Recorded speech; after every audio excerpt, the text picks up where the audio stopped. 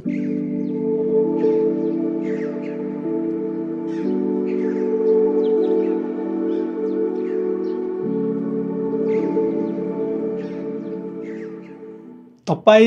चाहे जुनै एज या एबिलिटिज को भए तापनि तपाईलाई एक्सरसाइज र न्युट्रिसनको माध्यमबाट तपाईलाई स्वास्थ्य र फिट बनाउने एउटा प्रोग्राम हो क्रसफिट।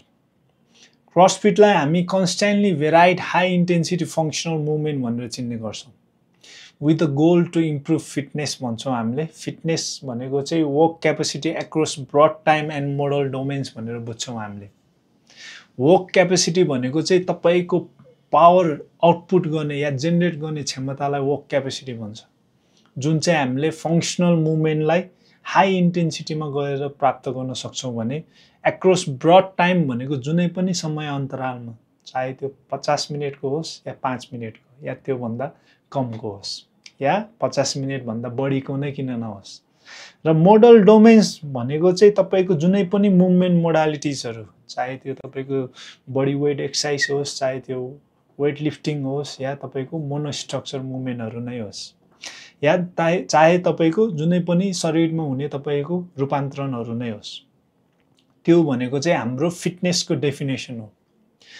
रूपान्तरणहरुको कुरा गर्नुपर्दा हाम्रो ज्यानमा हुने 10 रूपान्तरणहरु cardiorespiratory endurance, stamina, strength, flexibility, power, speed, agility, balance, coordination र एक्युरेसी, यो 10 रूपान्तरणहरु तपाईले व्यायाम गरे मार्फत पाउन सक्नुहुन्छ है।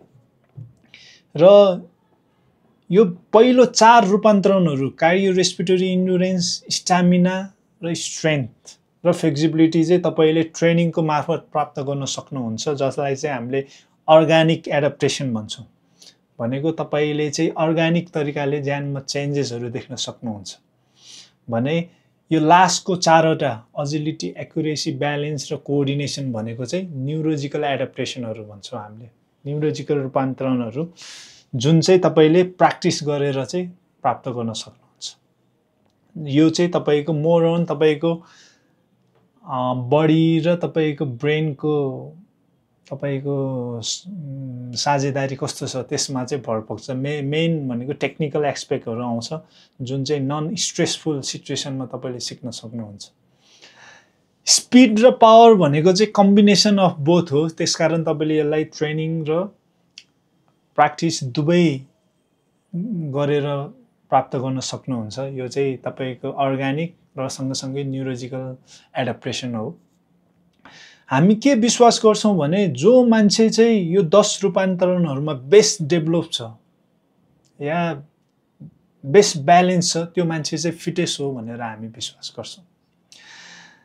जस्तै एउटा उदाहरणको लागि हामीले युजुअली म्याराथनरलाई लिन्छौं है, जुन चाहिँ एउटा विधामा चाहिँ रूपान्तरणमा चाहिँ स्पेशलाइज गरिरहेको हुन्छ के कार्डियोरेस्पिरेटरी इन्ड्युरेन्स, स्टामिनामा भनौं न, उले त्यो आफ्नो विधामा राम्रो हुनको लागि यति स्पेशलाइजेसन गर्छ कि त्यो विधामा या विशेषीकरण गर्छ कि उले अरु कुराहरु चाहिँ त्यसको लागि कम्प्रोमाइज गर्छ के, जुन हामी विश्वास गर्छौं कि उत्तिकै महत्त्व छ एउटा गुणस्तर जीवन बाँच्नको लागि। तपाईले एउटा म्याराथनरलाई हेर्नु भयो भने हैन, उले आफ्नो विधामा जति नै राम्रो भए पनि उसको पावर आउटपुट गर्ने क्षमता, उसको स्ट्रेन्थ हैन, उसको स्पिड हैन, उसको फ्लेक्सिबिलिटी देखि लिएर अरु रूपान्तरणहरु उले ल्याक गरिरहेको हुन्छ। र अर्को स्पेक्ट्रमको कुरा गर्नु पर्दा तपाई एउटा पावर लिफ्टरलाई लिनुहुन्छ भने उले आफ्नो विधामा यति विशेषीकरण गर्न प्रयास गरिरहेको हुन्छ कि उ स्ट्रेन्थमा चाहे हाम्रो स्ट्रेन्थहरु नर्मल मान्छेको भन्दा धेरै उसको हैन स्ट्रेन्थ हुने गर्दछ है। तर अरु कुराहरुमा हेर्यो भने नर्मल मान्छे भन्दा पनि उले क्यापेसिटी चाहिँ ल्याक गरिरहेको हुन्छ कि अरु रूपान्तरणहरुमा, चाहे त्यो कार्डियोरेस्पिरेटरी इन्ड्युरेन्स होस्, स्टामिना होस् हैन, स्पिडको कुरा होस् हैन, अजिलिटी, ब्यालेन्स, कोअर्डिनेसनको कुरा होस् हैन। त्यसकारण पनि हामी एज अ क्रसफिटर चाहिँ हाम्रो मेन उद्देश्य भनेको चाहिँ स्पेशलाइजेसन, कुनै पनि एउटा स्पेसिफिक रूपान्तरणहरुमा चाहिँ स्पेशलाइजेसन गर्नु हैन। हाम्रो गोल भनेको चाहिँ ब्यालेन्स हो के, सन्तुलन हो के यो क्यापेसिटीहरुको।